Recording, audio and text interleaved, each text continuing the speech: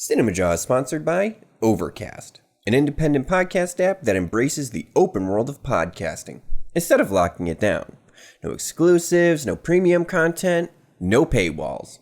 Just a great podcast app for everyone. Get it for free in the App Store. Thank you.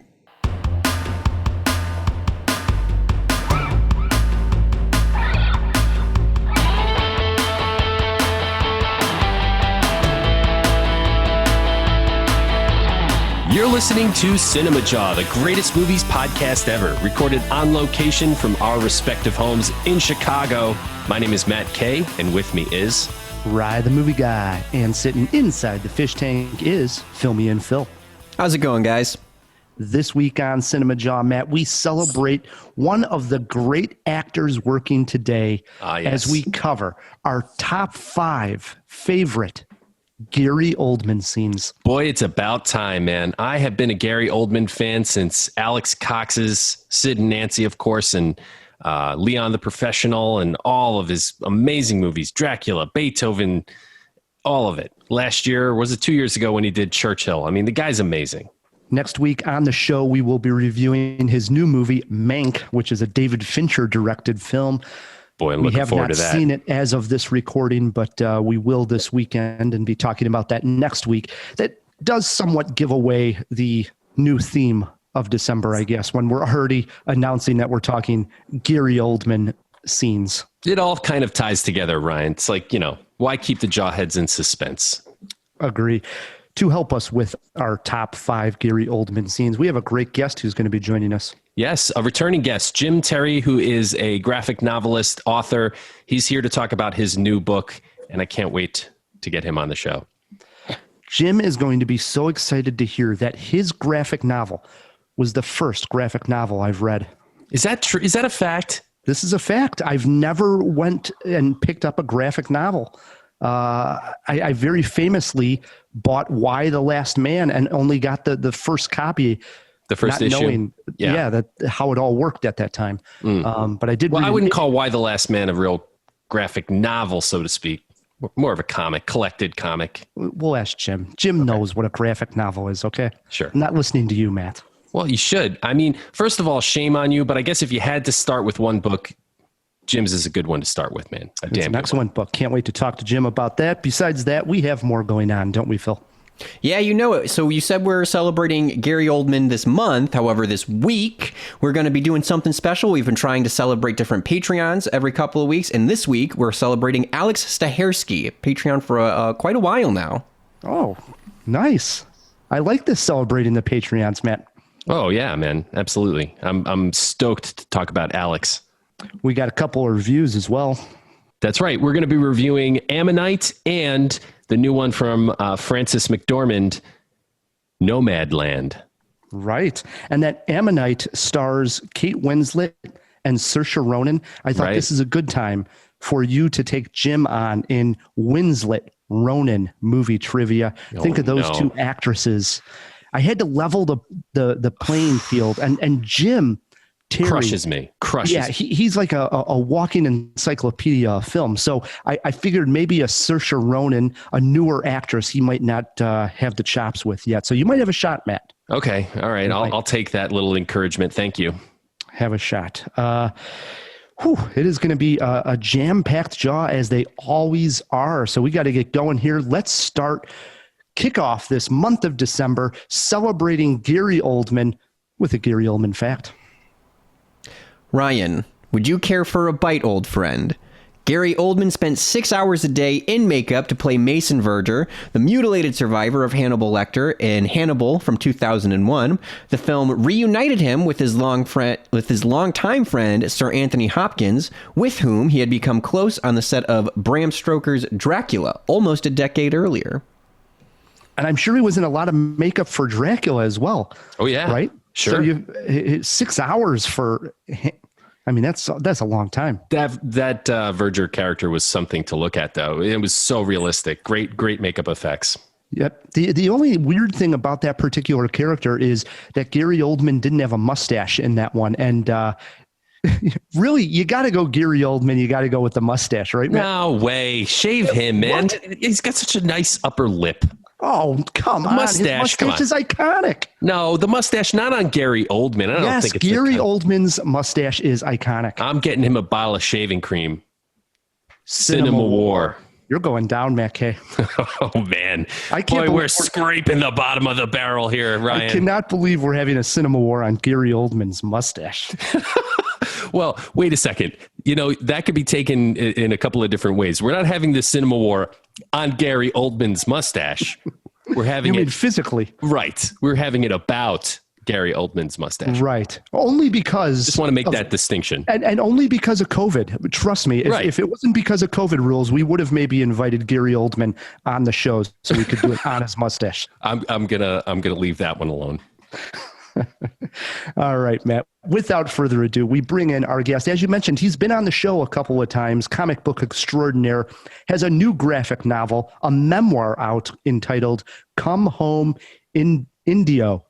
Hope I'm saying this right. Jim Terry, welcome to Cinemajaw. Hey guys, good to be here. Nice to see y'all. How you holding up during these crazy times we're going through? Oh, about as good as anybody else. Slowly unraveling, piece by piece, but maintaining a semblance of unity nonetheless. I mean, for me, and I imagine for you too, as somebody who works from home, was it a huge shift for you? I mean, is it obviously, the rest of the world is a huge shift having to suddenly work from home? For the first month, maybe the first 2 months, I was fine. I was like a steamroller. I'm like, all right, I got this, man. And, I just doubled down on the structure and got things done. And slowly after that, it's just been, the steam is running out. Yeah, no doubt. And it's just now the locomotive is just on the tracks, hissing and popping and not moving, going anywhere. Well, Jim, you are known to watch a lot of movies, some of them older, odd films a lot of times. Yeah. Odd in the sense that they're not, commonplace. Have you found yourself even watching more films, or has that about stayed the same? I think it's pretty much been the same. And if nothing else, it's probably decreased, which is weird. I feel like movie time is a special time. And it's like, I can't just have movies on all the time while I'm working because I don't pay attention. And I can't watch foreign films while I'm working. Right. So, I'm just not, I'm watching them in the evening, so it's like 1 or 2 a day, which I guess by normal people's standards is a lot, but I don't watch TV. So 1 or 2 a day, that is a lot, man. Yeah. But you watch it while you're eating or, and that's it. I watch a movie while I eat. So that's like probably, if you keep that up through the year, you're talking about like 500 movies a year. Easily. That's impressive. That is. I don't think I go a day without watching a movie. Well, I think you've definitely gotten me beat, and you may even have Ryan beat. Yeah, I'm Ryan. right around. Ryan watches a lot of new stuff, though. I watch stuff over and over again. That's where my weakness is. Definitely during COVID times here, I've been watching at least a movie a day as well. Other than the nights we record Cinemajaw like today, pretty much one a day every night. I like how we call this COVID times. It's like a themed restaurant. Are we going to after the vaccine comes out, we're all going to dress up like doctors and go to COVID times and lance people in COVID costumes with giant syringes? I'm just going to leave that one alone. Come on, you guys. Yeah, I agree. Times. Well, I'm going to leave you hanging. So, hey, You're Jim, hanging on the hook. Let's talk about the new book. How about that? Come Home, Indio. All right. So I got to see this sort of as a work in progress, as I guess everybody did on your Instagram and Facebook as you were releasing panels. And then it dropped. I read the whole thing cover to cover. It's really odd reading a memoir of somebody who I've never had that experience, but I don't know. Tell us about the process. What gave you the idea? What gave you the sort of the drive to create your memoir?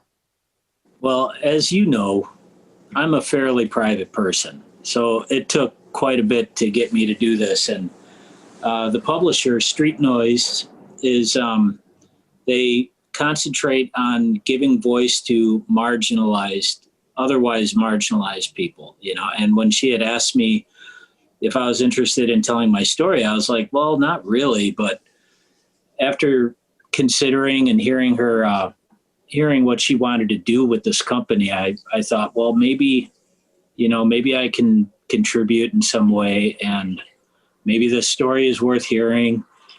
And as you know from the story, you know, part of what I do is trying to share my story for other people who might be going through similar stuff. And so I thought that, okay, well, I'll try this out, you know, and then I just did it. And that's that.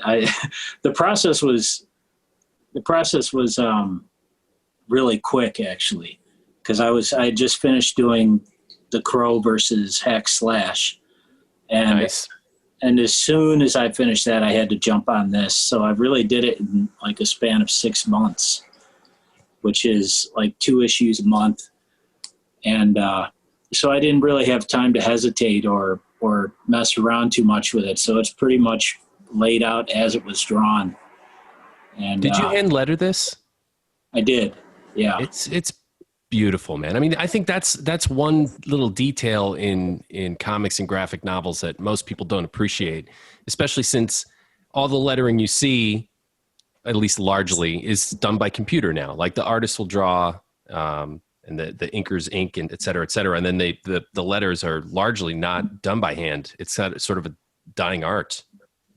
You do it better. Yeah, than well, I love hand lettering. I love incorporating the lettering into the art.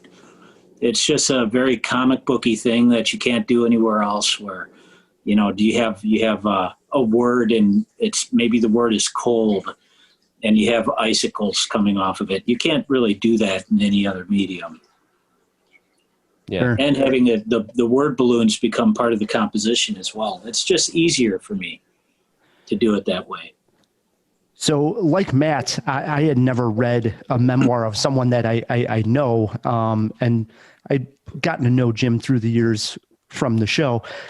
So I know we have a lot of listeners that are creatives. It might not necessarily be in the form of drawing and comics, but it might be, you know, in visual arts and trying to make a movie. And I think I wanted to ask you the courage to be as brave and just go for everything. I mean, this talks about tons of personal things, you know, from death to, you know, acne on your back. It's you. This is you in this book. And where do you get the courage, and what would you kind of advice would you give artists out there that are struggling to try to find that courage to lay it all out on the line?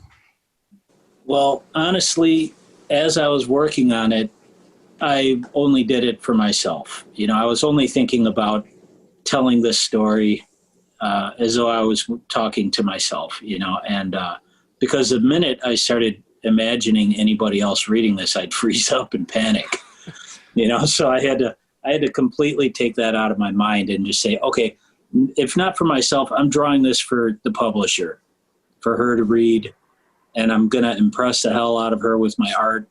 And that's that, you know, and it's like, and then beyond that, I started withering and dying on the vine. So I just had to think about it as, okay, I'm doing this for this one person to see who's going to publish it down the road. But I didn't even think about that. And, you know, and there were other aspects, like I didn't want to talk about certain people. I didn't want to talk about certain events. You know, so, and that was out of respect for them. So I was mindful of that, but otherwise I was just, as though I was telling my best buddy, you know, this is what happened, or not even my best buddy, like my most intimate person in my life. That's all I was thinking. What was the feeling like once it was done? Relief? I mean, did it feel empowering to get this all down on paper and say, yeah, this is my life. This is, you know, something I'm proud to have out there. I don't know, man. You know, like, and as soon as I was done, I was just glad to be done with it, because the last quarter of the book I'd say like almost the last half was difficult. You know, as you in the story, you know, I struggle with certain addictions, mainly alcohol, and drawing myself in those various scenarios and stages was a drag. It was a huge drag. Jeez, man. Yeah, I can only imagine. And you Yeah, know, and the character of you just drawing yourself over and over again. Like, I don't know if that has to drain at some point, right? That you took the words out of my mouth. At the end of it, I was so sick of myself and sick of imagining myself and drawing myself that I was like, I'm just glad this is over. You know, there was not any real catharsis or anything. That sort of happened a little. I think that happened as I was doing it, minor catharsis as I was working on it. But when I was done, I was just drained. And it was just, you know, you do this and you give it to the publisher and they say, hey, thanks. And then you're like, okay. And then you sit around for a while and then they're like, wait a minute. Yeah, this is good. And then you're like, oh, okay, I guess. And then people start, when it comes out, people text you and say, geez, I had no idea. And you're like, oh no.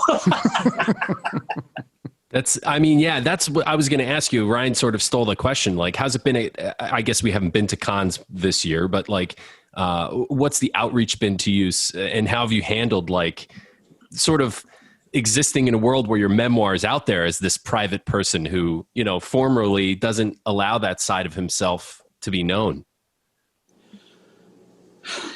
You know what? Nothing is real right now anyways. So it doesn't feel very different to me. You know, I have people that have reached out to me, that was surprising. The amount of people that have reached out and shared things with me, how they related to it or what affected them. And that's been a profound thing. And it's shocking as well because there have been people that I had no clue that they've been through similar things. And that is the whole purpose of doing something like this, right? Unless you're a total egomaniac, which maybe I am, I don't know. But the main reason is to connect with people and to say, you know, if you've been through this, I have too. And look, I'm okay now. You know, that's the whole reason to do it. Yeah. There's a spirituality to the book too, especially in the last chapter, the last panels, which I won't give away, of course. I thoroughly enjoyed this, man. I think it's a triumph. And for listeners who, you know, are thinking, I don't know Jim, so why would I read it? I think this is a good book for anyone who struggled with addiction, identity, and finding their place in the universe. That's what I got from it. Thanks, man. Yeah. You know, I was working on it and, you know, I'm Native and my dad's Irish. And so there's always been this between two worlds feeling. And I had no idea what the through line was of the book. I was just working on it and remembering things and writing them down. And then about 3/4 of the way through, I was like, geez, I'm kind of like an outsider. You know what they say, I wouldn't want to be part of a club that would have me as a member. So yeah. Groucho Marx. Mm-hmm. For the jawheads that want to pick up this book, makes a great stocking stuffer, right? This is a great gift. Good time to buy this. Where should we send them online, Jim? Online, I'd say probably bookshop.org is the best place to go for supporting small businesses. It's a company that small business, local area businesses get a piece of whatever they do. So I would encourage that before going to maybe a large conglomerate that does carry it. But, you know, if you have the choice, I would encourage that one. Otherwise, you know, your local bookshops or your comic store can order it for you as well. Do it, Jawheads. And as a special treat, speaking of gift, I actually bought an extra copy of this, and we're going to give it away to a listener. We'll have that the day this podcast drops on how to win a copy of Come Home Indio for yourselves. Yes. Very nice. Come Home Indio. I love it. What the title of the book, Come Home Indio? You always need a good title. When does that title come to you? After the book is done. Yeah, really? I didn't have any idea what the title was the whole time I was working on it. And then, and that was, I think that might have been a suggestion from the publisher, or maybe it was part of a suggestion. And then, we just brought it the rest of the way home. But it made sense to me. A large part of it is dealing with my relationship with my old man, my dad. And Indio was a term of affection from him. And the weird fact that he was a Irish jazz musician who spoke Spanish and wanted to be a farmer, is just that weird mix. And then, passing the weird mix down to me and, not really fitting in. Where's home? I don't know, but I want to find it. And maybe it's here, maybe it's been with me the whole time. And so the title just happened. Love it. Yeah, me too, man. Well spoken. Absolutely. Well, thanks for reading it, all of you, and especially you, Rye. Yeah. It fell downhill from here, man. Where are you going to go? Watchmen? Come on. I think where do you go, right? Well, what was interesting too is I picked it up and I actually didn't anticipate, like usually you grab a book and you say, hey, I'm going to start this book and you're going to find some time for it. That wasn't the case. I actually picked it up because I met Matt. He gave me my copy. And I sat down and I was like, I'll just see some of the artwork, and I just started reading it. And next thing I know, I looked up and an hour and a half had went by and I was 80 pages into the thing. I was like, just enjoying the hell out of it. And I was like, oh my God, I'm going to eat some dinner and this is going to be my night. I'm going to go right back to this damn book and find out more about Jim Terry. So awesome. Really enjoyed that. Really enjoyed it. You guys still want to know me after reading this thing? Oh, even more so. Even more so, okay. Jim. Yeah. Yeah. Jim, for the jawheads that want to follow you on social media, because I love on your Instagram, you're always posting a lot of your artwork. Where should they follow you? Instagram is the one I'm most active with, and I'm at Jim Terry Art, or Jim Terry 73, jimterry.73 on Instagram. I'm also on Twitter, but I haven't really figured that out yet, and it's so toxic that I'm afraid of it. I'm afraid of Twitter, and Facebook is just a big dumpster fire to me. So, I'm mostly on Instagram. I'm with you. And as always, we'll have all the links to Jim on the various social platforms in the show notes. Two of my favorite actresses working today, Kate Winslet and Saoirse Ronan, in a movie about love and digging for rocks. Hold on to your hats. After last year's French film, A Portrait of a Lady on Fire, blew me away, I was very excited for Ammonite. Could Winslet and Ronan heat up the screen, or would they be overpowered by the violent waves crashing in on the shore? Matt and I put on our gloves and dug around to see if we could unearth a great romantic love story.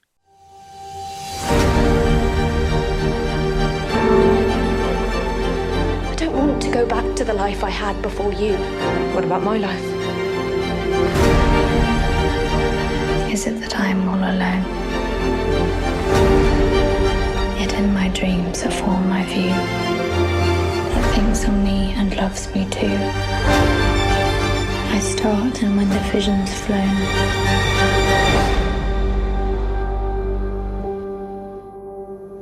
I weep and I'm all alone.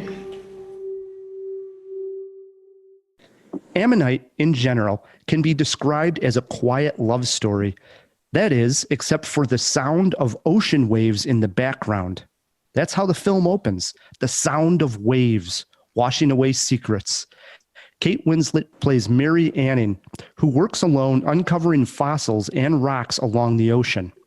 One day, a gentleman interested in her work comes into her shop with his depressed wife, Charlotte, played by Saoirse Ronan. When the husband must go away, he asks Mary to watch over Charlotte and see to it that she gets fresh air every day. Slowly but surely, Charlotte starts to show signs of life. A spark occurs. A connection happens. That connection is a romantic one. Through another character, Elizabeth, we understand that Mary Anning has had relationships with women before. For Charlotte, this seems to be new. The passion ignites and the two come to life filled with love. Can they go on living a happy life together, or will their old lives come back to haunt them? Ammonite is a slow burn. It's designed to be that way. For it to work, we, the viewer, have to be fully invested in the love story, waiting for it to take place. And when it starts, we need to be swept away in it. I was not. The love story barely simmers, in my opinion. There are a couple of very passionate scenes, but I never felt fully invested in these characters. As for the performances themselves, Saoirse Ronan is amazing as always, but for the first 20 minutes, she just sulks around depressed. Kate Winslet, this is a raw performance that reminds us she is amazingly strong on screen, even with little in front of her. The two of them do raise up the material, but unfortunately for me, I feel Ammonite never really takes off. Matt, where do you sit on this one? I see what you did there. You know what?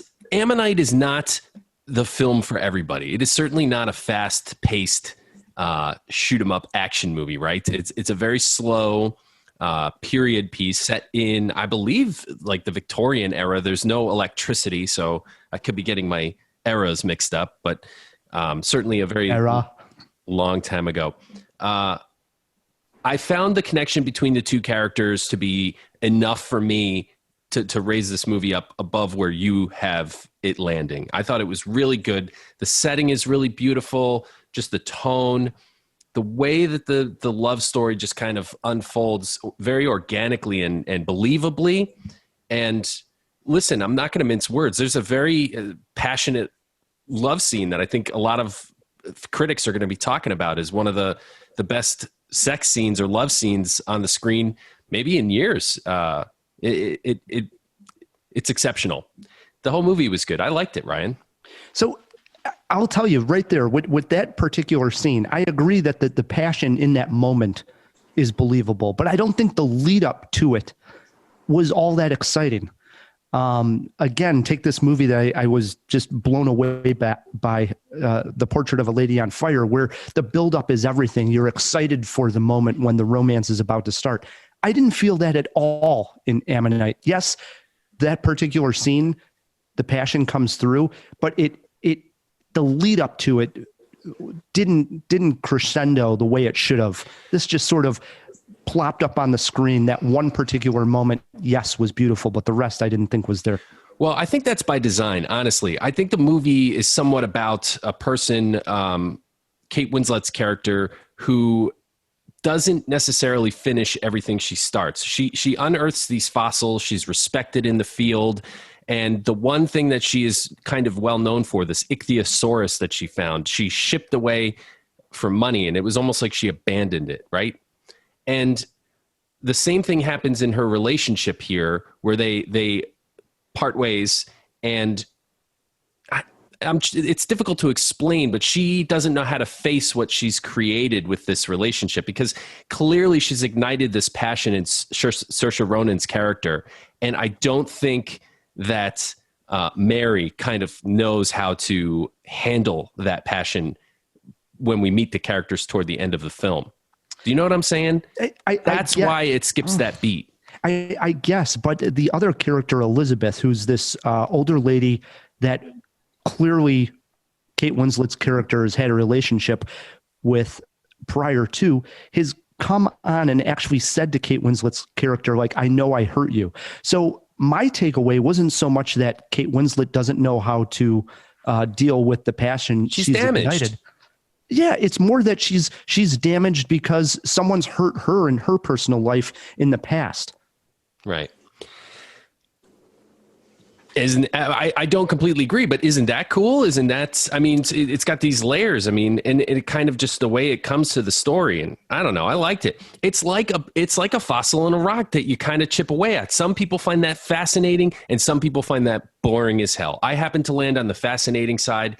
I dig an unconventional love story. This one did not pull any punches as far as showing the love. which I thought was cool. Definitely representational. I dug it, man. All right. You got a movie poster quote for us? I do. Ammonite carefully excavates a hidden love story. That's sort of crappy. I went with... What are you going to unearth here, Ryan? I went with Winslet and Ronan deserved better. Now that's a quote. Okay, now that is a quote. So? No, what's... I mean, clearly my quote's way better. Clearly mine's better. I mean, we're not even on the same plateau here, man. We should make a segment called Movie Poster Quote War. See who's got a better... I would win this one. Not even close. How many Jaws, Matt? All right, I'm giving this one 3.5 Jaws. This is, oh my God. It's one of the better movies of the year, and I recognize that the bar is low in 2020. But holy cow, I'm stunned that Matt. Oh, we're going to be talking about this at award season for sure. Two Jaws. I would actually recommend skipping this movie, and I was really, really, really looking forward to it. I would recommend skipping it. Watch The Portrait of a Lady on Fire on Hulu. It'll blow you away, Jawheads. Much, much better film. All right. No Gary Oldman from what I could tell in the movie, but that is our topic this week because we're celebrating Gary Oldman. He's such a chameleon, though. Who knows? He might have been in there. We just didn't recognize him. Yeah, especially if he doesn't have the mustache. You just don't know. We are celebrating Gary Oldman all month of December, so we decided to actually narrow down Gary Oldman's best scenes. And I had fun today, did some research, and I watched a bunch of Gary Oldman scenes, most of them with mustache. Jim, you a Gary Oldman fan? Yeah, I love Gary Oldman. So was this an easy list for you to come up with, or do you have a tough time narrowing it down to 5? You know what? I didn't have a tough time narrowing it down to 5 movies, but 5 scenes was difficult. I'm still wondering about them. Well, you're getting us started here. What do you got sitting at number 5? Oh, I am? Mm-hmm. Okay. I will go with number 5, Immortal Beloved. Oh, yes. And it is the scene where he is composing. And do you see my cat? Yeah, they love podcasting. He's composing and hiding the fact that he's deaf. And he's sitting there playing, but he's got his ear to the piano. And that whole sequence is just so tragically romantic that I just love it. I also love the scene where it cuts to him and he's drunk waking up drunk on the street in a puddle of his own urine. It's a wonderful movie. If people haven't seen Immortal Beloved, highly recommend checking that one out. Yeah, I love it. All right.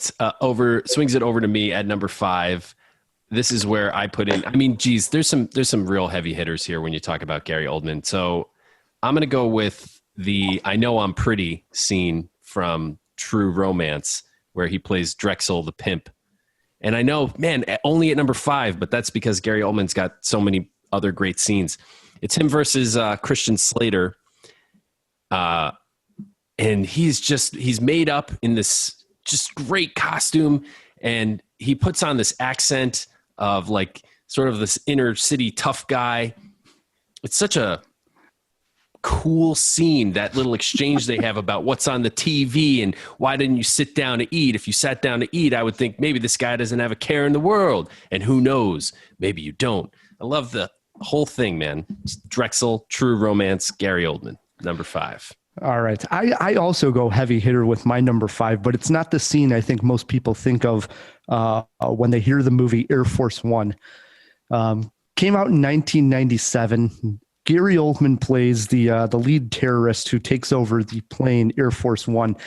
And of course, Harrison Ford, over the top president, saves the day. But I'm not going with the Harrison Ford scene. I'm actually going when he gets on the phone to negotiate with the vice president, who's played by Glenn Close in the film.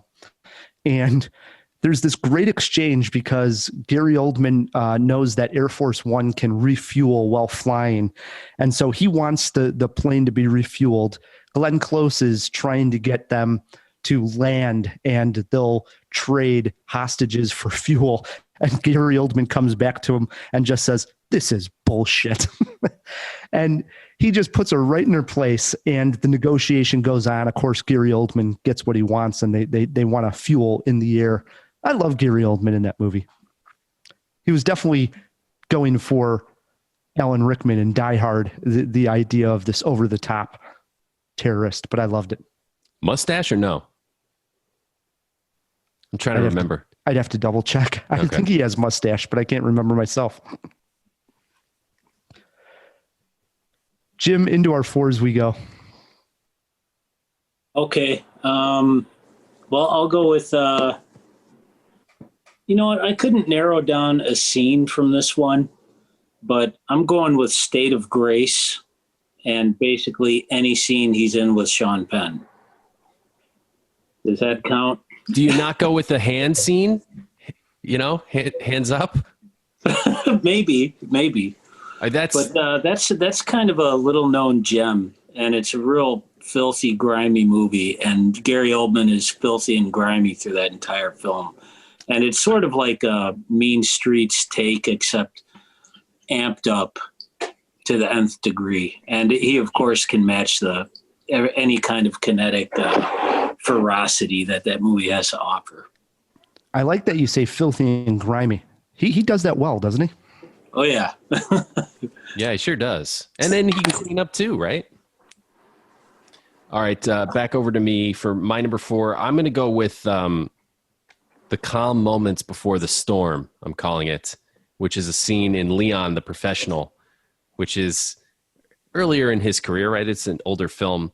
He pops a pill. He's this drug agent, I believe, and he pops this pill, looks up at the ceiling, and he does this shudder as whatever drug he's taking starts to course through his veins, and then he bursts into this apartment with a shotgun and just starts blowing people away while like basically listening to classical music or humming it and just mowing people down. His henchmen that come in are obviously really scared, and he is just strolling through this carnage without a care in the world. It's a startling portrait of psychopathy. It's a really good character. Yeah, I mean, I knew you were going to pick the top 2, and you used them for 4 and 5. It just goes up from here, man. Those are like the top 2 most well-known Oldman scenes right there. Oh, such a Kabinski move. Such a Kabinski move. See what I got to deal with every week, Jim? My number 4 also has him in a political movie. This one, 2000. The film is The Contender. And Gary Oldman in this particular film plays a Republican senator opposing the pick of a new vice president. The vice president has died in this film, and the president, who's played by Jeff Bridges, gets to pick a new VP. And his sort of swan song, what he wants to go out and be remembered at, is helping to break the glass ceiling, and he's going to pick a woman VP. And he picks Joan Allen's character. And in his way is Gary Oldman, who is opposing this pick. And the scene in particular that I love is between the two, Jeff Bridges and Gary Oldman having dinner. It's out on a boat. And let's just say Gary Oldman really chews up the scene figuratively. And I tell you what, the best line in that one is, "We're both sticking to our guns, except my guns are loaded." Gary Oldman toe-to-toe with the President of the United States, and you feel like Gary Oldman, again, has the advantage. That's 2 presidential picks. A lot, yeah. He does. He goes against presidents. Where's he been for the last 4 years, right? Yeah. That was my number 4, The Contender. Into our 3s. Jim, what do you got sitting there? Okay, I'm going to take a little turn here, and I'm going to go with Batman Begins. And there is a scene where he's on the back porch. I think he's taking the trash out, and Batman appears, and he talks to him, and he doesn't trust Batman. And finally he starts to realize that maybe he can. And after he leaves, he kind of whispers, "But I've been wrong before." And to me, that was just like such a great Jim Gordon moment. And also, like, I like seeing Oldman play sympathetic people once in a while. And you can't get much more than in that kind of movie, you can't get much more than him. And so I don't know, that I always like that moment. Whenever I watch that movie, I always wait for that moment. And when it happens, I'm kind of like, yeah, I love that. Doesn't his kid call him like daddy, and he turns around and then he turns back and Batman's disappeared? Yeah. That's that classic Batman thing. Who was his son played by Game of Thrones, little monster? Let's throw it in the fish tank. Phil, look that one up for us, buddy. Was that his son or was that a random kid? I'm not sure myself. No, I think it was Gordon's son, because this is like a young Gordon. I don't even think he's a commissioner in Batman Begins. I think I might be mistaking him for the kid that he sees when he goes to check out the Scarecrow. And it's like, nobody will believe it. I saw you. And it's that little monster from Game of Thrones whose name I forget. All right. Look that up, Phil. We'll find out. All right. That leads into my number 3. I am also going somewhere different. I think this was a casting decision that when we all heard it, everyone was like, oh yeah, that's a good pick. The title character of the 3rd Harry Potter film, The Prisoner of Azkaban, it's the best book. I don't think many people would argue that. And it was obviously also the best film. Gary Oldman as Sirius Black, talk about dirty and grimy. I think, he just completely did this hollow, sunken prisoner who's on the lam just perfectly. And he seemed mad, even though like readers of the book series know that he turns out to be a good guy. But the scene in particular is when he finally catches up with Harry and Hermione and Ron, right? And he's trying to kill Wormtail that they don't even know is in the room. And he's like, let me just kill him. And Lupus walks in and he's trying to like they hug and the kids are horrified. You guys remember this scene?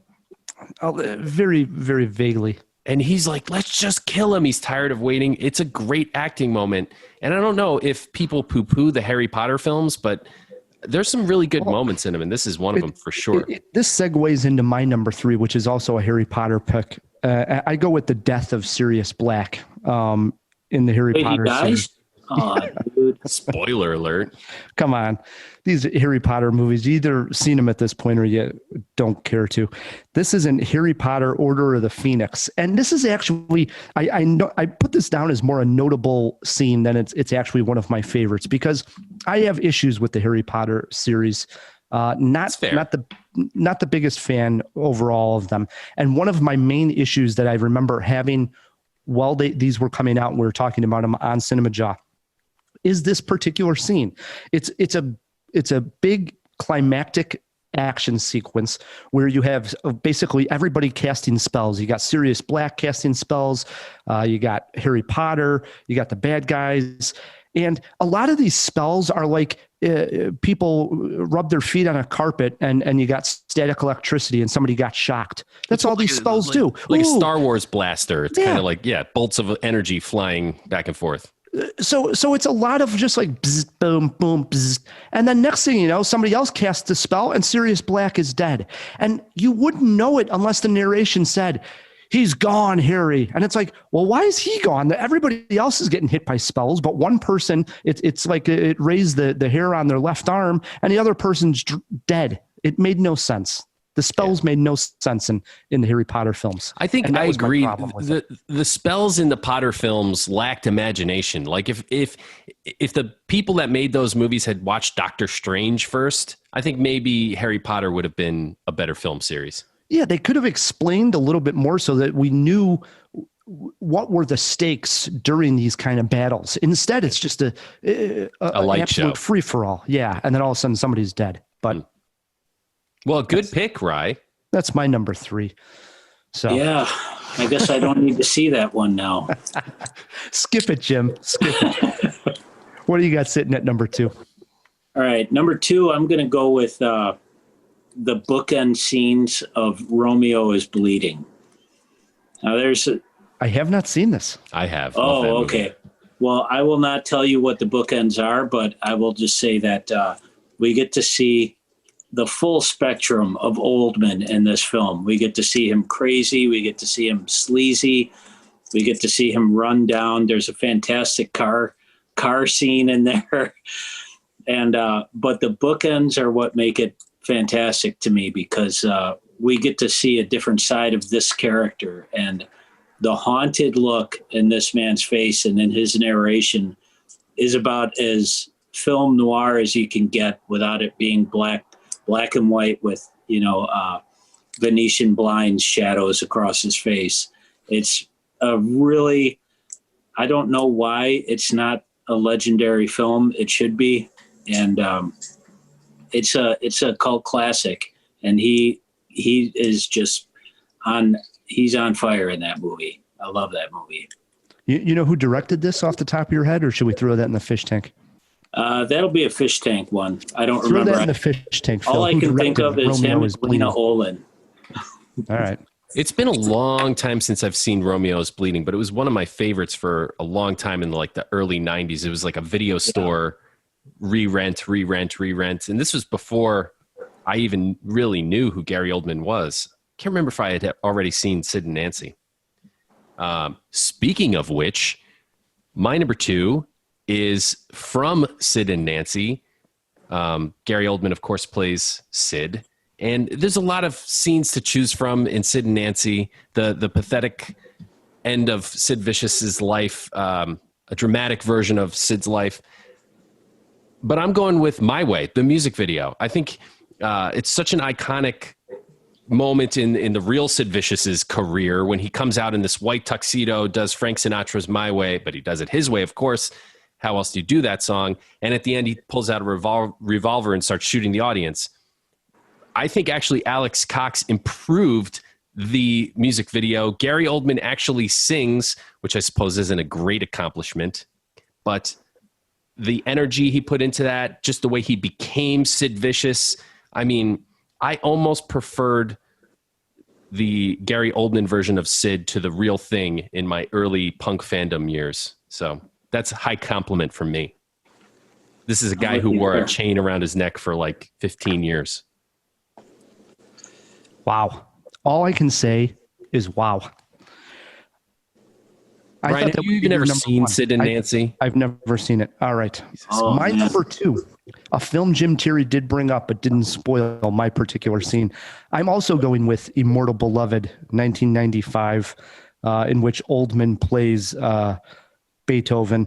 But this is the classic scene at the end, which whenever you want to feel the good feels and have a moment watching a great scene of cinema. For me, this is the best mixing of music and visuals. And this is at the end of the film when Beethoven goes to play a concert in Vienna. He had been out of the public eye for a little while, and he goes to play this concert, and it involves Ode to Joy. And inside this particular scene, you get these flashbacks, as you do throughout the movie, of Beethoven's early life. And you see this flashback of him escaping the room of his father, who's come home abusive. He sneaks out the window and he goes running to a small lake, and he takes off his shirt and he lays down in the lake, floating in the water. The camera then pans over him so that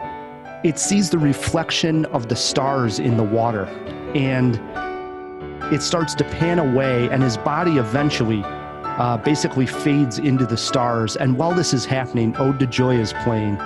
And let me tell you, I get goosebumps and tears in the eyes from the moment. Jim, does this moment move you? Absolutely. It's the crowning point of that movie, and it gets me every time too. And I didn't pick it because it's mostly the boy. It is, but you do get the wonderful couple of scenes with Oldman and in general of that scene of that movie. Yeah, it's the best. No, it's the pinnacle of that movie, and it's a reason to watch the movie, and it's it really is the greatest. Aside from the end of Manhunter, where they use In-A-Gadda-Da-Vida, it's one of the best integrations of music that I've seen in a film. Yes, I agree. I watched it again today. With the end of Manhunter there? Yeah. When Will Graham is running toward the window and the crescendo of In-A-Gadda-Da-Vida is happening in the background, slow motion shot, smash through the window right with the drum comes back in. That's something, man. All right, I'm gonna YouTube that one right after the podcast. Immortal Beloved, though. Wow, what a scene. I love it. And that was my number 2. Here we are into our number 1s, Jim. What do you got sitting there for Gary Oldman's best scene? One of my sentimental favorites, because it is a retelling of a story I have heard a zillion times and seen a zillion times. But I'm going with Bram Stoker's Dracula. Yes, and I'm going with the classic scene where Keanu arrives and is treated to a delightful dinner, and Oldman is stalking around like a ghoul the whole time, being as intimidating as possible without actually doing anything. His shadows moving around in the background, uncoordinated with his body, and just really chewing everything up. He's chewing up Keanu. He's chewing up the movie and spitting it out like a little piece of gristle. He actually doesn't even move so much as floats. Like they must have had him on a dolly or something, man. He just and his accent and everything, he just went all in and he pulled it off. Yeah. And I love that. Yeah. I think in a lesser actor's hands, that role could have easily been farcical, but it was done. Well, we see what happened with Keanu's character. It becomes farcical. I think Keanu's picked it up in his late career here. He sort of found his rhythm, but it had not been found yet when he did Dracula. No, I agree. I love Keanu, but he is distracting in that film. Agree. All right. My number 1, guys, is the one you probably thought it would be. It is the monologue at the end of The Dark Knight, that he is not our hero. This is my number 1 as well. Good way to end it here, Matt. Well, listen, here's sort of like the bar when you know you've made it. When you're in a movie with Morgan Freeman and there's a big monologue that wraps up the whole movie and they don't give it to Morgan, they give it to you. That's when you know that you've made it. And I mean, Gary Oldman had made it long before this, but that sort of cemented it, right? The whole speech, I could close my eyes and listen to it. It's almost irrelevant what the image is. It's just the idea. The images, I agree, are just as gorgeous as well. Don't get me wrong. Of course they are. I love the end of Dark Knight, but the idea of Batman has never been translated better than that one moment in that film. Like, don't get me, the Tim Burton stuff is great. Even some of the silly campy movies were okay because they were fun, but nobody really got Batman until Commissioner Gordon explained him at the end of that movie. My family, my mom finally got Batman, and that meant something to me. Yeah, I remember seeing this movie, obviously not nearly the comic book fan that you are, Matt, but I was blown away by the movie. And when you're trying to make a masterpiece and it comes out, you need that exclamation point at the end of it. And this was the exclamation point. The way that film ends is just on an absolute high note. And yeah, I agree with you that you could just close your eyes and listen to Gary Oldman, but it's actually the great mixing of multiple elements here that of all the things that we love about film, the visuals of Batman, getting on the motorcycle, driving through the city, eventually coming up from Lower Wacker Drive, which is this just unbelievable image that's now seems so Batman in our heads, right? Yeah. But not only that, how about Hans Zimmer's score is kicking in at full gear at this point. It's like the music is literally incredible. And then Gary Oldman's giving the speech. It's like, well, that's pretty much the best you can do right there, guys. That's A+ filmmaking. That's Christopher Nolan. I'll agree with you guys. I wanted to do some more obscure ones, but those ones hit it on the head, man. That ending is beautiful. It really is. Especially when you see Batman running and he's like hunched down and wounded. Mm-hmm. And like, yeah, that's the guy. So good. So good. Jawheads, if we missed your favorite Gary Oldman scene and you have Twitter pulled up, shoot us a tweet at Cinemajaw, or you can always email us feedback@cinemajaw.com. We're going to take a break. When we come back, we have a review of Nomadland plus a cinema war talking about Gary Oldman's mustache. And if that wasn't enough, we're playing some movie trivia. Stick with us.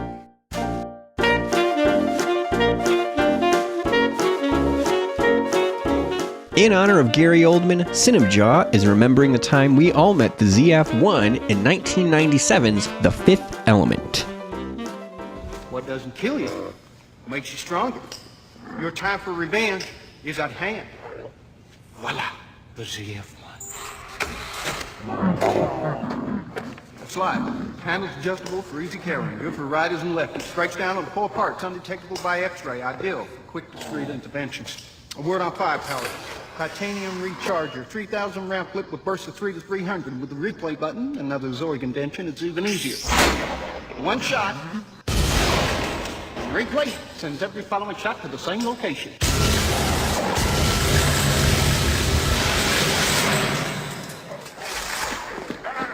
And to finish the job, all the Zorg oldies but goldies. Rocket launcher.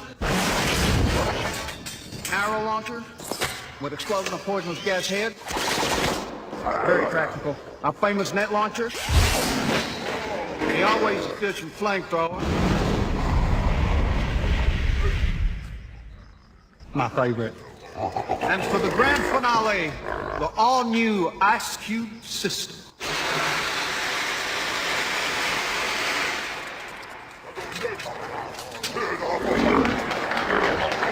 4 full crates. Delivered right on time. And what about you, my dear Knight? Did you bring me what I asked you for? Yes. Hey Jawheads, as Matt mentioned, we are giving away a copy of Jim Terry's graphic novel, Come Home Indio. In order to enter, here's what you gotta do. Shoot an email over to feedback@cinemajaw.com with the subject line Jim Terry, spelled exactly as it sounds. Once we get that email from you, we will put your name in a hat, and after this episode releases on Friday, that's December 11th for all you keeping score at home, we will draw a winner. If it's you, we'll send out your copy of Come Home Indio just in time for the holidays. One more time, that email is feedback@cinemajaw.com with the subject line Jim Terry. Good luck, Jawheads.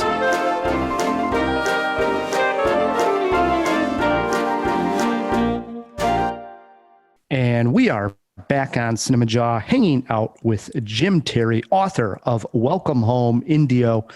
It is a memoir, graphic novel.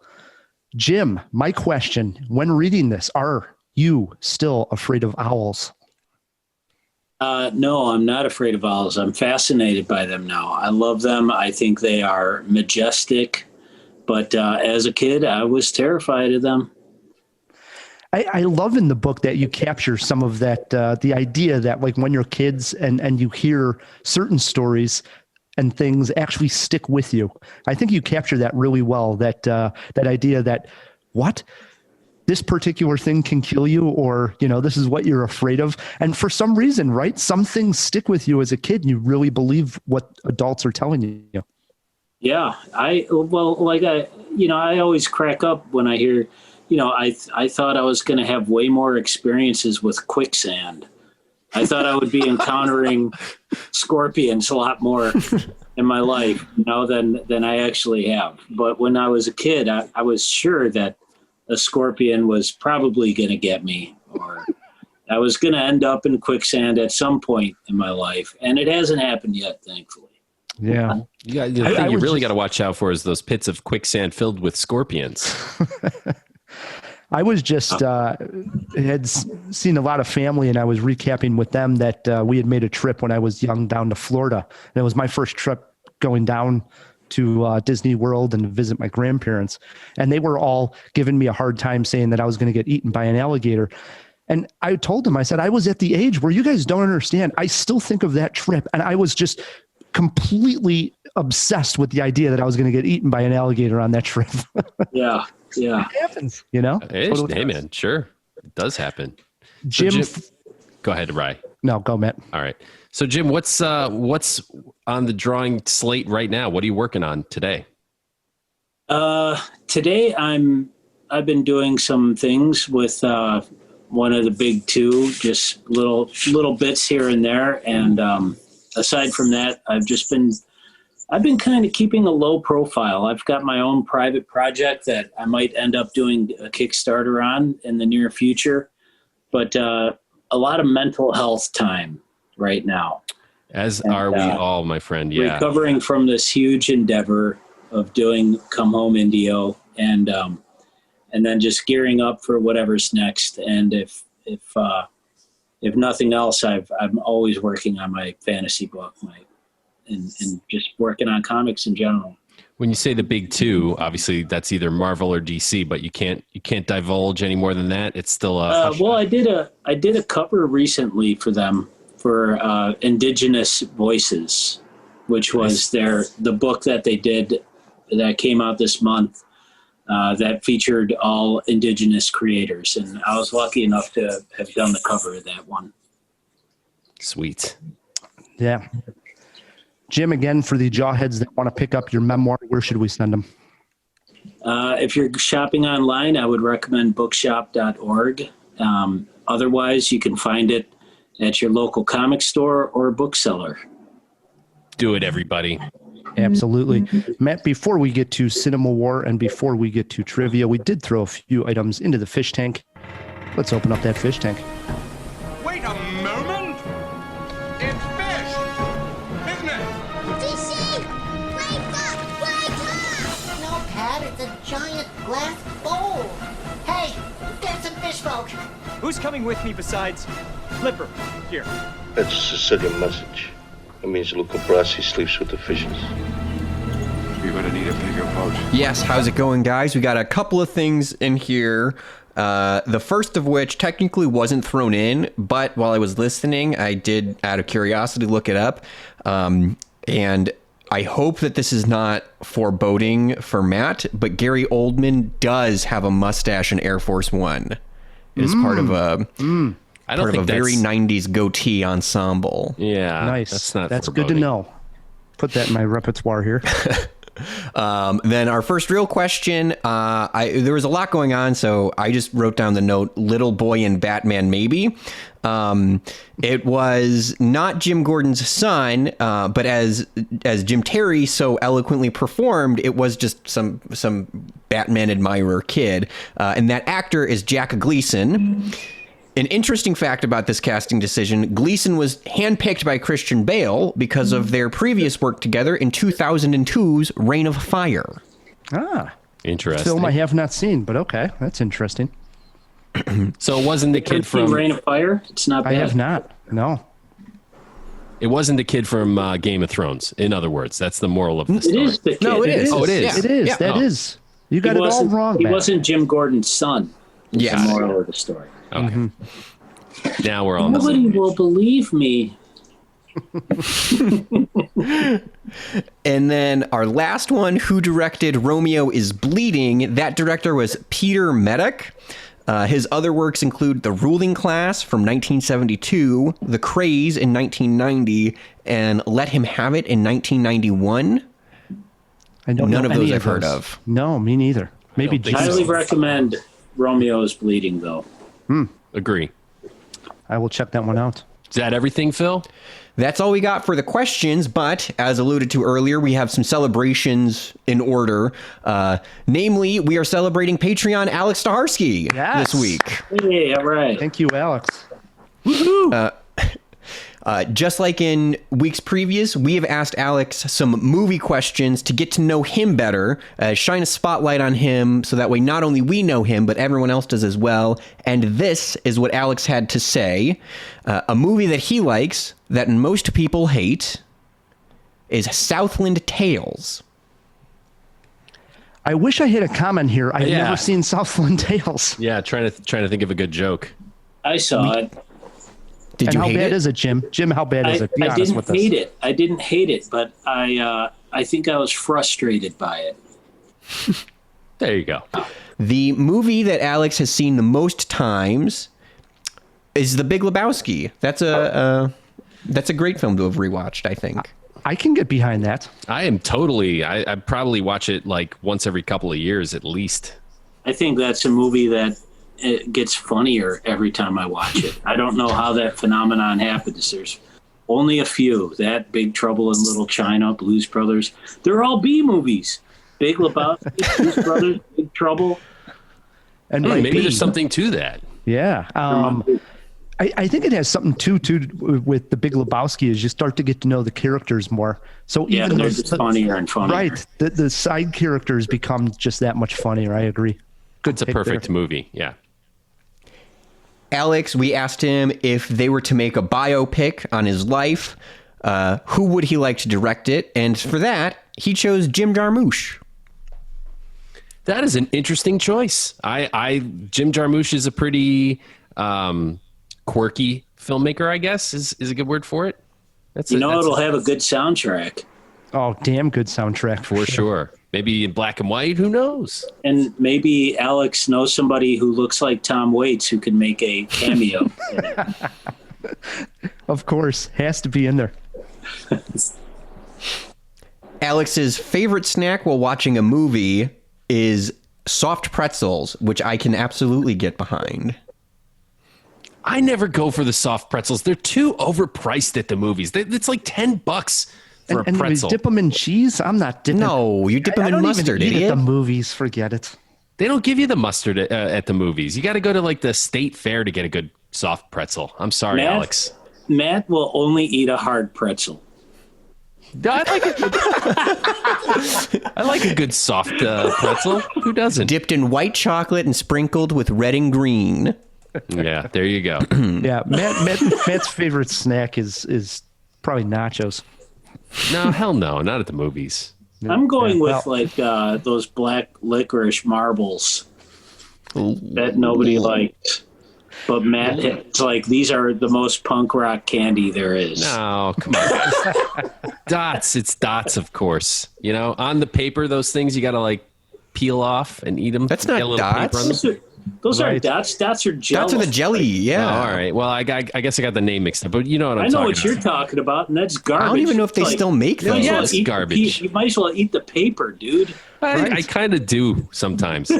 And the paper would be stained in the color that the candy came off of. It was all garbage. I hated that. Oh, it's all garbage. What kind of for movie theater from like the 1930s are you going to, Matt? I guarantee you walk into a movie theater right now, today, this day and age, they have that candy there. It's just that you don't pay attention to it And anymore. they're going to have the bubblegum cigarettes, too, that you puff out. Oh, now that I Some always nickel love. nip, and I bought all of it for $0.25. Wow. The bubblegum cigarettes with the powdered sugar, so when you blew through the paper, the puff of powdered sugar would come out. Yeah, that's some marketing right there. That was, yes. Brought to you by Camel. It was. I'm pretty sure they were made by Philip Morris, too. Wow. Who knew Alex's soft pretzels would get us here? All right. I love it. Getting back to Alex, he thinks that the best sports movie ever made is The Wrestler. I could also get behind that. Don't want to body slam him for that pick. That's a good I've one. only seen The Wrestler once, but I absolutely loved it. Can't knock a film when he comes out to Sweet Child of Mine at the end. Ooh, love And it. I will watch anything with Mickey Rourke in it. New Rourke or old Rourke. I'm all Rourke. Iron Man 2, Jim? I'm down, man. All right.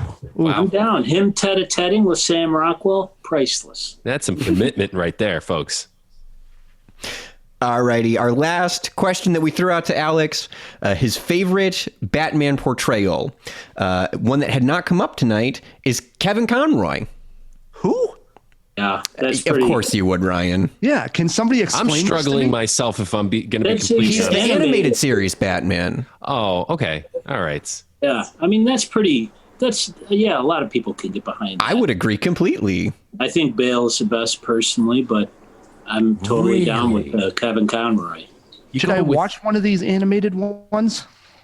Yes, I we've told you. feel like you would have many had to times. have. I'll watch. Mask of the Phantasm. Watch it. I mean, I'm always thinking about Hamill as the Joker, and I guess I never really stopped to think about the voice of Batman, but it's far superior voice-wise to Christian Bale's terrible decision, if it was his or Nolan's, to do that cheesy Bat voice, which almost ruins I'm not Nolan wearing Batman. hockey pads.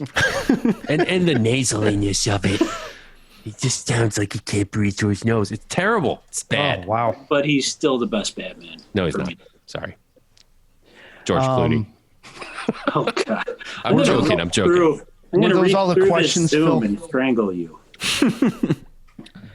Well, we want to thank Alex for being a Patreon. We want to thank all of our Patreons. And in fact, if you are a Patreon, we actually just dropped an extra episode because the end of the year here, we're running out of time to review so many films. We reviewed the movie Run, which is out on Hulu, stars Sarah Paulson. We dropped that on Patreon. Check it out. So always reasons to sign up and support the show. Yeah, sign up for any level and you get access to our bonus episodes, which we've been dropping a lot lately to get them out to the jawheads. Was that everything, Phil? That's all we got in here. All right, jump back in that fish tank. You bet. Frances McDormand is back for another tour de force in Chloe Zhao's Nomadland. Can this wandering film meander into our hearts and minds, or will it just leave in a cloud of dust? Ryan and I hit the road to find out. Nomadland is a very special film. We learn in the opening titles that the town of Empire, Nevada was once a small but thriving place, now ghost town after the plant there closed. When we meet Fern, played by Frances McDormand, a former resident of Empire who's seemingly down on her luck. Fern lives in her van, but as she explains to a friend, she's not homeless, just houseless. Though she tries to stay in her beloved hometown, the weather and lack of work force her to travel into the nomad life. What follows is probably the most profound character study / philosophical journey that I have ever seen. I'll go ahead and tell you right now, Rye, Nomadland is not only my favorite film of the year, but perhaps my favorite movie, period. Certainly top 3 material. It seems almost like an intimate documentary at times. There's no story as much as there's just an unfolding. Time taken on moments, interactions, things that happen to Fern that shape her. Frances McDormand is a total lock for Best Actress in her performance here. She plays Fern as warm but guarded, funny but sad, and just as complex and nuanced as an actual human being, not a movie character. She embodies an unparalleled beauty that is so untraditional it borders on outsider, which of course Fern is. The landscape is also a character. As Fern travels around the country, we're treated to dusty plains, ancient forests, quiet streams, lonely mountain passes. It made me yearn for nature, which is a central theme of the film. There's just so much to unpack in this movie. I think you could do a multi-part podcast on just this film. You could teach a class on it. People will find layers upon layers of deep meaning in every scene, every shot, every word. There are themes of social structure, grief, holding on, friendship, letting go, romance, family, possessions, sacrifices, debts, repayments, parenting, the afterlife, reconnections. This is a Swiss Army knife of emotional lessons that will take a lifetime to absorb. Some may find the patience that the filmmaker takes cumbersome, and I get that, but I don't agree. I think this is what's called a perfect movie. Watch it as many times as you want, and I'll see you down the road. Wow. High praise from Matt K, which I absolutely love because I'm on board with Nomadland as well. I summed it up as a somber beauty. And yeah, Frances McDormand proves less is more. One of the best performances of 2020, bar none. This is a movie you feel more than you watch, is what I had wrote down. I love how accepting the film is of Fern's choice to live by herself in her van. The music in the film needs to be mentioned as it complements the beautiful cinematography. Oh, yeah. I will say if this movie had parents, they would be Vannon, the documentary. Yeah. And Into the Wild. It's interesting you bring up Vannon because right after I watched Nomadland, I texted Nick Nummerdor our friend from Little Cabin Films, just to find out if he had gotten to see this at a film fest or something. He hasn't seen it yet. But it does have some, at least, aspects of this culture of vanning, where people actually do deck out their vans. In the movie Vannon, it's a little bit different of decking out the vans. In this case, they're not nomads; they're auto enthusiasts. Right. In this case, Fern is decking out her van so that she can actually live in it. Have some creature comforts, yeah. Correct. But there is a little bit of that element involved in here. But yeah, I mean, a special film. Chloe Zhao directed The Rider, and she did the same thing where it was very much borderline, almost documentary and narrative film. And she does it again here. And Frances McDormand was the absolute perfect choice to play an actress who is along for the ride. We almost forget that we're watching a Hollywood actress, and we think we're just watching a character inhabit this van and inhabit this land. And it's really something special. It is. And it helps, I guess, that just about everyone else in the movie is fairly unknown, if not completely unknown. And it, like I said, feels like a documentary at certain moments. I wonder if those were the actual nomads that we were seeing. I believe they were. I think the only other name actor in here is David Statham. Yeah, the guy that plays David in the movie. Yeah. I think it's David Strathairn. Strathairn. However Jim says it, I guess, is the way we should go with. But he pops up in the movie, and he's the only other, I believe, full actor in the film. Yeah. Is under the impression I have. Yeah, not to say that there aren't other good performances, particularly her friend Swanky that she meets. Just a very soulful performance. There's, like I said, so much to unpack, so many emotions that each one of them can almost be their own theme. This movie is going to bear fruit on multiple rewatches. It's a really special movie. There's a scene in this film I did want to highlight where David is helping her unpack her van, and as he moves one of the boxes, the bottom of the box gives way and some dishes break. And I was absolutely crushed. You know, a lot of times you Sure. watch movies that are trying to go, they work so damn hard as a movie to hit you with an emotional punch. And here in Nomadland, all we have is some dishes came out of a box and fell. And I had tears running down my cheek watching this movie. I was so moved by that scene and felt so bad. It's a testament to how good the movie was, that just that particular action really, it didn't need the big music moment, didn't need the big dramatic moment, something that happened very fast that really walloped me. Yeah. That's the other thing. Like, I kept, as a moviegoer, I've been conditioned to wait for the conflict. I kept thinking something bad's going to happen to her, or at another part of the movie when the van's going to blow up. Like seriously bad is going to happen to her. Toward the end of the movie, there's a beat where she's staying with a family, and I'm like, oh, there's going to be a big dramatic scene. But there isn't. It's just an unfolding. Things just kind of flow. This movie just flows. It's so amazingly crafted. I challenge anyone who says that this isn't a perfect film, because I could not find a flaw at all. Got a movie poster quote here for us, Matt K? I do. Stoic perfection, philosophical triumph, a deeply spiritual film. Decent at best. You're going to say that sucks. I went with go along for a ride with Frances McDormand. You'll see the country like never before. Yeah, and you will. How many? Have you guys seen her other films? The only one I've seen is The Rider. Yeah, and she did another one called Songs My Brother Taught Me. And they were both about natives in South Dakota, and they're both beautiful films. I'm really looking forward to seeing this one. I'll go and check them out. Just on the strength of this movie, I'm going to probably have to check out her entire filmography. Songs is great. The Rider is unreal. It is. It's a unbelievable movie. And Matt, you'll be shocked to probably know she's the director of The Eternals, the Marvel film. That doesn't shock me. They were hunting for They threw Jennifer Reeder's name into the mix at one point, didn't they? Thanks for being shocked. How many Jaws?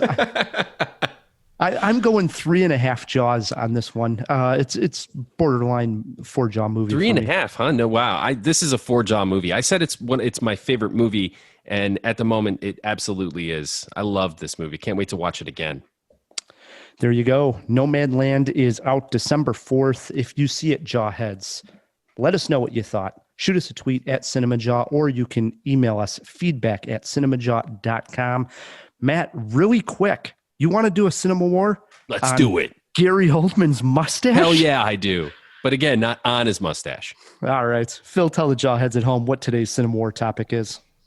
Yes, for this week's Cinema War topic, we answer the question we all must ask.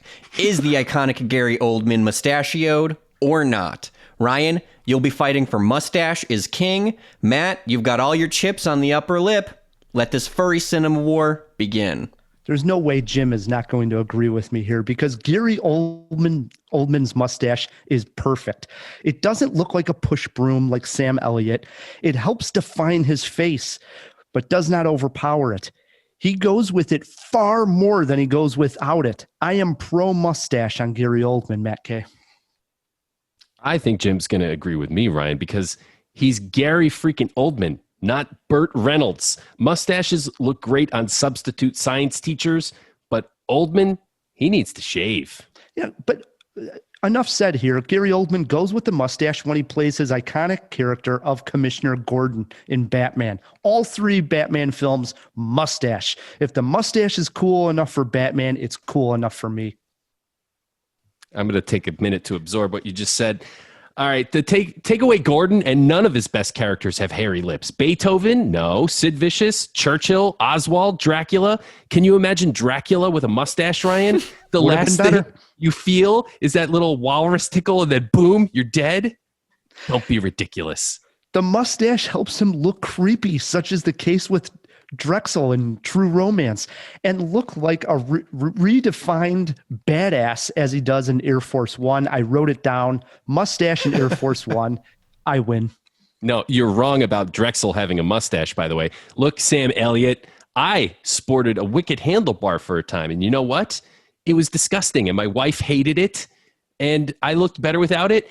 And Gary Oldman's a movie star. He looks way better without it. No, he doesn't. It helps him also play a villain. Lost in Space, look, slick back hair and mustache, evil. You just see it coming. Oldman in the film Murder in the First goes no mustache, and the whole movie sucked because of it. There are 2 kinds of people in the world, Ryan. Sam Elliott and everyone who looks bad with a mustache. Oldman is a scary villain without it. Time for a shave. Jim, we're button heads here on Cinema War as we do each and every week. We throw it to you, our judge, our jury on this. Where do you sit? Well, I've got a lot of ponies in this race here. For one, as a man who is native and cannot grow a mustache, I'm never impressed with them. And secondly, I think that the mustache that Oldman employs is utilized only at the most dire of times. And thirdly, you just buried yourself when you said Drexel had a mustache, because he very memorably had a very clean-shaven and scarred face. Oh, scarred face. Does that mean I win? I am absolute no mustache Oldman preferable. Wow.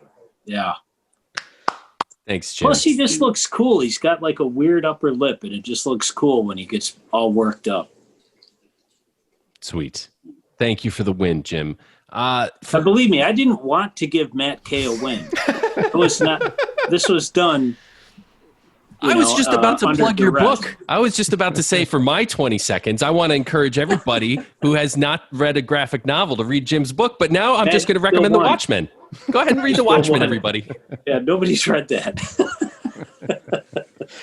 All right. Well, I hear some music here, Matt, and that can only mean one thing. It is time to play some trivia here on Cinemajaw.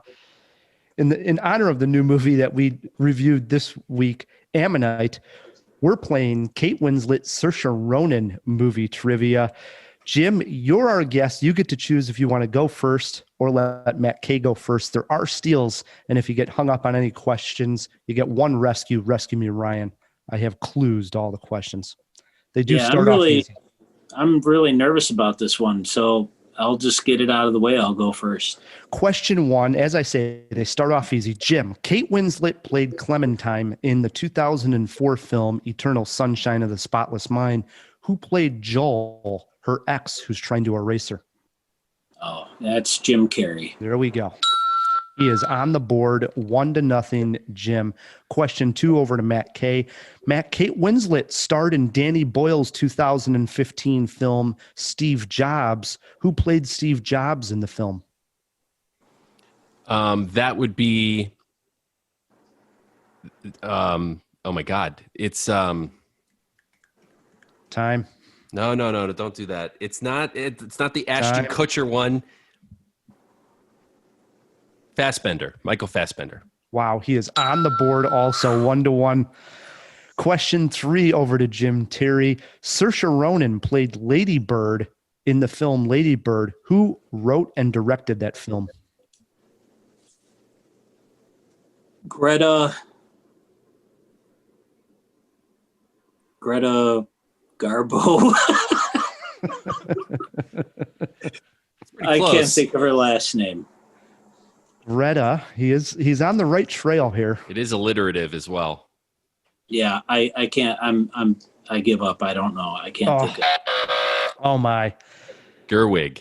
Greta Gerwig. Yes. Wow. Matt steals that one. Greta Gerwig it is. 2-1 Matt K. I'm in trouble. And question 4 is over to him. Matt, name the actor who played Kate Winslet's fiance, Cal, in the 1997 film Titanic. Man, you always got to get a Titanic question in. It's bordering on obsession. That was what's his name? The guy that played the Phantom. What is his name? I'm correct. Am I not? I don't know who the hell the Phantom. Look, I knew who Greta Gerwig was. I couldn't think of her name, and I lost. I know, and I barely came up with Fassbender. It's Billy Zane. Yes. Wow. Matt has brought his A game here. Oh, man, I'm sweating.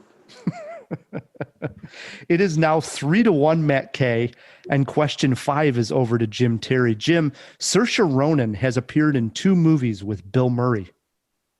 The Grand Budapest Hotel and this 2008 movie about an underground city that is about to lose power. Name it. City of Ember. I don't know how he came up with it, but he came up with it. Yes. I had no idea. I've not seen City of Ember. 3-2. We got a ball game here. Question 6 over to Matt K. Matt, name the 2011 film that starred Saoirse Ronan, Kate Blanchett, and Eric Bana. It's about a little girl trained to be an assassin. Hannah. Yes, that is correct. 4-2 with 2 questions left. Jim. Oh, no. You need them both. Kate Winslet has appeared in 1 movie with Will Smith. It came out in 2016. Name the movie. You do have a lifeline if you need it. I'm going to use a lifeline. Whoa, rescue me, Ryan, on question 7. Your clue is this is a beauty of a film. Look, it's too late for me, man. You got too late. I haven't had coffee in like 5 hours. It's a beauty of a film. Kate Winslet. I Will heard. Smith. Oh, man. 2016.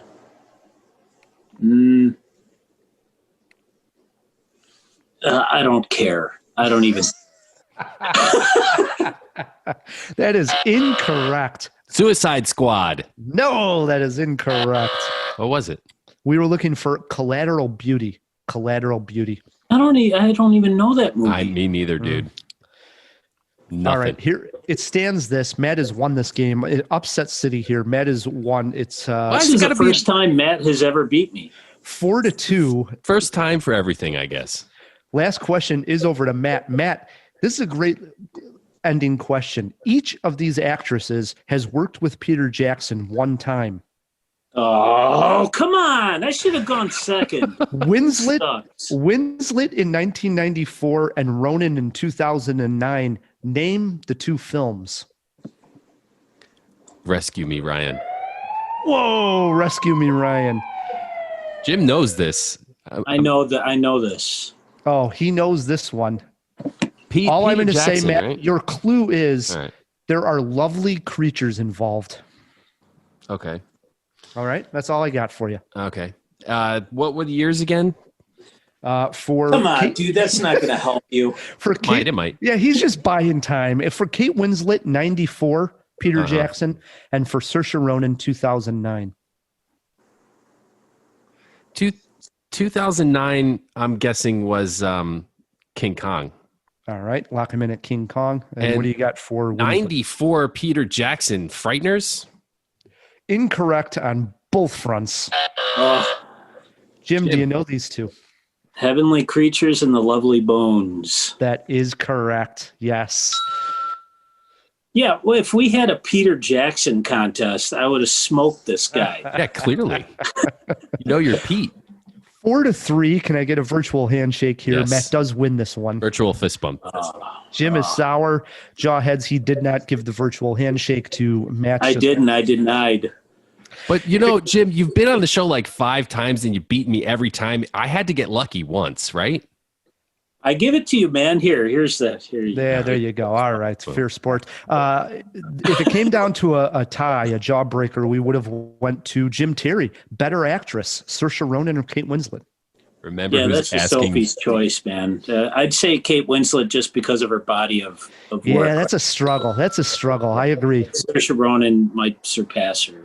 Yeah, I am 100% behind you. Saoirse Ronan's so great right now. Yeah, the real jawbreaker was this age of Peter Jackson closest too. Matt, you got a guess on? Oh well, on here Mr. we go. Jackson? We got our Peter Jackson challenge, Jim. I would say Peter Jackson is in his early 60s. Let's put him at 63. Lock him in at 63. Jim, do you got a guess? All right, I'm going to go 59. Peter Jackson's 59 years old. He nailed it. Oh. You know you're Pete. You do. Well done. And his birthday is Halloween, dude. So he just turned 59. There you go. He is on top of it. Yeah. 59 for Peter Jackson. Yep. Brings us to the end of a great jaw. And first and foremost, we got to thank Jim Terry. Thanks for coming back on. Thanks for having me, guys. It's nice to see you. Congrats on the book, dude. Thank you so much. And thanks for reading it and having me on the show to talk about it a little bit. I do appreciate that. Absolutely. Fun as always. We also got to thank our engineer, our editor, Fill Me In Phil. Oh, absolutely. Look forward to it every week, guys. Matt, we also got to thank our sponsors. Yes, thanks to Overcast and the Chicago Podcast Co-op who help us get great sponsors like them. If you would like to support Cinemajaw, the easiest way to do so is by leaving us a review wherever you're listening to this podcast. While you're at it, please click subscribe. It's one extra button for you, and it helps us out a lot. Until next week, I'm Rye, the movie guy. I'm Matt Kay, and keep on jawing about the movies.